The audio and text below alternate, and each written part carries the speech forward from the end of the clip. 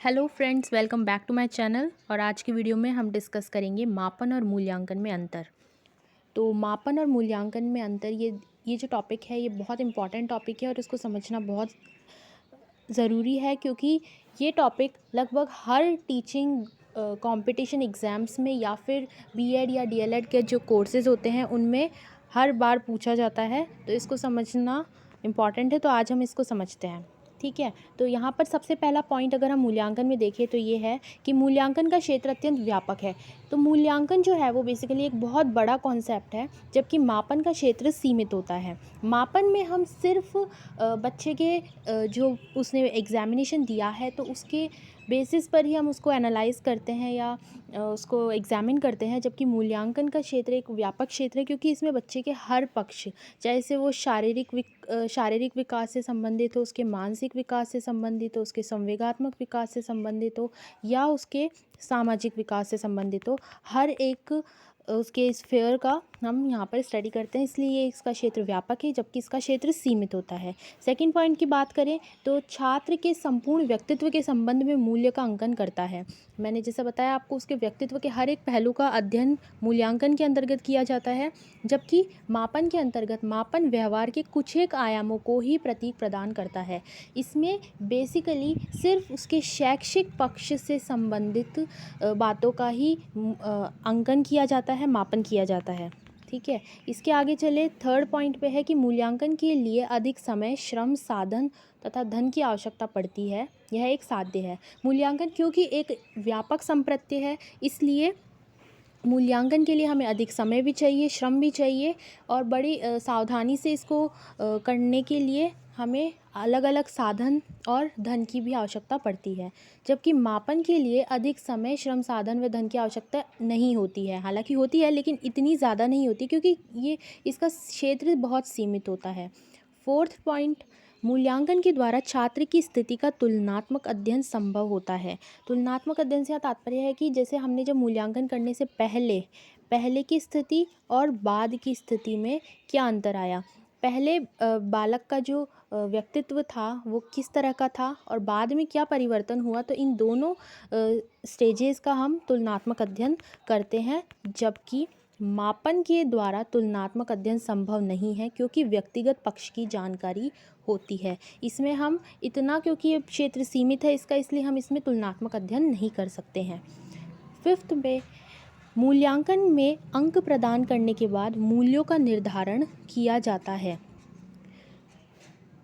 मूल्यांकन के अंतर्गत हम जब अंक प्रदान कर देते हैं उसके बाद में हम मूल्यों का निर्धारण भी करते हैं। मतलब कि बालक में कितना परिवर्तन आया, इसमें लिख रखा है परिवर्तन में सुधार, मतलब कि जब बालक मूल्यांकन से पहले उसकी कैसी स्थिति थी और उसमें बाद में। इसमें सिर्फ अंक का बेसिस नहीं है, इसमें सारे हर एक पक्ष का मूल्य निर्धारण किया जाता है। जबकि मापन का कार्य केवल अंक प्रदान करना ही है। मापन में हम सिर्फ और सिर्फ बच्चे के एकेडमिक्स को अंक देकर, मतलब एकेडमिक परफॉर्मेंस को अंक के द्वारा एनालाइज करते हैं, मूल्यों का निर्धारण इसमें नहीं होता है। 6 पॉइंट पे है कि छात्र के संबंध में सार्थक भविष्यवाणी की जाती है। अब क्योंकि हम बच्चे के हर एक लाइफ के हर एक स्फेयर को स्टडी कर रहे हैं इसके अंतर्गत, तो हम एक सार्थक भविष्यवाणी इसमें दे सकते हैं। जबकि मापन के द्वारा सार्थक भविष्यवाणी संभव नहीं है, क्योंकि ये सिर्फ एक सीमित क्षेत्र पर ही एग्जामिनेशन हो रहा है, तो इसलिए हम एक सटीक सार्थक भविष्यवाणी बच्चे के सापेक्ष नहीं दे सकते हैं।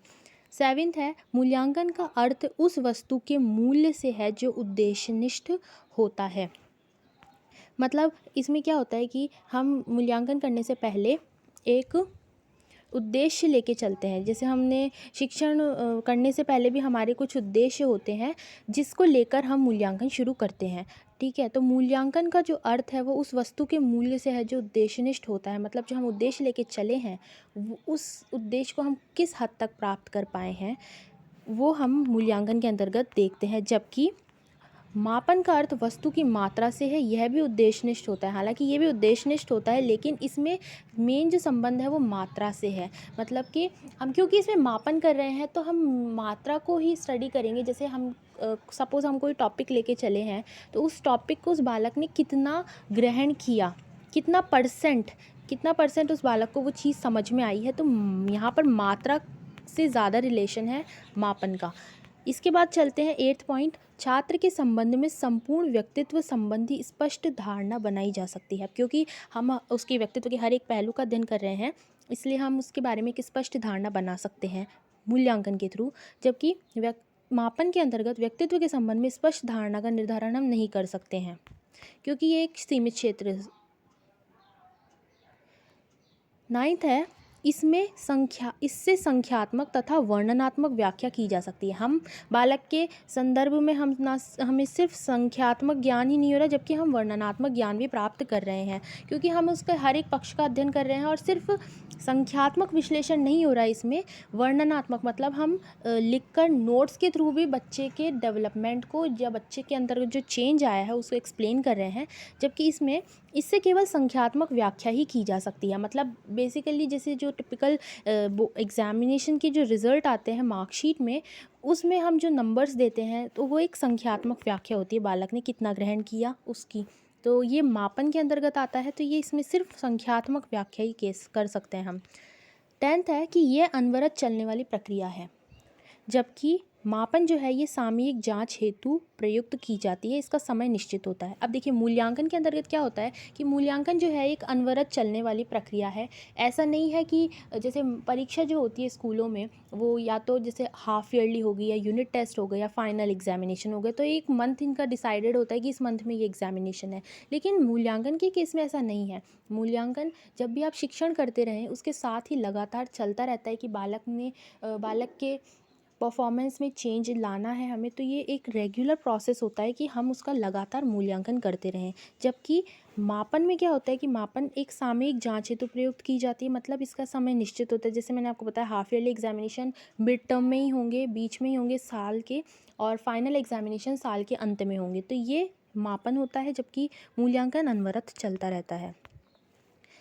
11th पॉइंट है कि इसमें व्यवहार परिवर्तन हेतु शिक्षा के उद्देश्यों की प्राप्ति का लक्ष्य रहता है। ये उद्देश्यों पर आधारित होती है। मैंने आपको पहले बताया कि हम कोई उद्देश्य लेके चलते हैं और उस उद्देश्य से बालक में कितना व्यवहारगत परिवर्तन हुआ इसको हम जांचते हैं। तो यहाँ पर उद्देश्य की प्राप्ति हमारा लक्ष्य रहता है, जबकि इसमें उद्देश्य की प्राप्ति का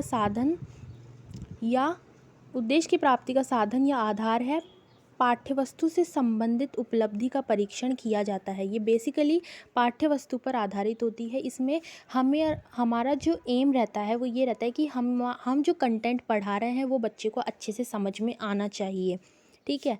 इसमें सिर्फ और सिर्फ एकेडमिक पॉइंट ऑफ व्यू से ही एग्जामिनेशन होता है, जबकि इसमें उद्देश्य जो हम लेके चलते हैं, जो कि बच्चे के हर एक विकास से संबंधित उद्देश्य होता है, वो इसमें होता है, ठीक है। इसके बाद 12th पॉइंट है कि मूल्यांकन एक नवीन धारणा है। मूल्यांकन एक नवीन धारणा है, ये पहले प्रचलित नहीं थी। पहले के टाइम पे सिर्फ एकेडमिक पॉइंट ऑफ व्यू से बालक का मूल्यांकन कर लिया जाता था, लेकिन अब उसके एकेडमिक और उसकी लाइफ से रिलेटेड हर एक, जैसे वो फिर उसका फिज़िकल डेवलपमेंट हो, उसका इमोशनल डेवलपमेंट हो, उसका सोशल डेवलपमेंट हो, उसका मेंटल डेवलपमेंट हो, हर एक इस फेयर का स्टडी होती है। तो इसलिए ये एक नवीन धारणा है, जबकि मापन एक प्राचीन धारणा है। पहले के टाइम से सिर्फ और सिर्फ अंकों के आधार पर बालकों का मापन होता था। ये तो एक प्राचीन धारणा है। 13 पॉइंट है कि मूल्यांकन का स्वरूप प्राविधिक है, मतलब इसमें एक पूरी प्रविधि से कार्य किया जाता है। मूल्यांकन में एक पूरा प्रोसेस होता है, जबकि मापन एक साधारण पद है। मापन में इतना बड़ा कोई कॉन्सेप्ट है भी नहीं, ये सीमित है, तो इसलिए ये एक साधारण पद है। 14 पॉइंट, मूल्यांकन के द्वारा साक्ष्यों के निष्कर्ष निकाले जाते हैं। साक्ष्य मतलब जो भी हमने एविडेंस इकट्ठे किए हैं टाइम टू टाइम, ये मैंने आपको बताया कि ये अनवरत प्रक्रिया है, तो हमने पूरे साल भर जो भी एविडेंस इकट्ठे किए हैं बालक से रिलेटेड, तो उसका फिर हम निष्कर्ष निकालते हैं, और फिर सारे साक्ष्यों का निष्कर्ष निकालना ही मूल्यांकन कहलाता है। जबकि मापन द्वारा साक्ष्यों को एकत्रित किया जाता है। मापन में हम बालक से संबंधित साक्ष्य एकत्रित करते हैं, हर एक पॉइंट से रिलेटेड साक्ष्य एकत्रित करते हैं, जबकि इसमें जितने भी साक्ष्य हमने एकत्रित किए हैं उनका निष्कर्ष क्या निकल कर आया ये पढ़ा जाता है। तो ये थे पॉइंट्स मापन और मूल्यांकन के अंतर के। तो आई विश आपको समझ में आए होंगे, और अगर आपको समझ में आया और वीडियो पसंद आया तो प्लीज़ इस वीडियो को लाइक कीजिए और मेरे चैनल को ज़्यादा से ज़्यादा सब्सक्राइब कीजिए। Thank you for watching my video.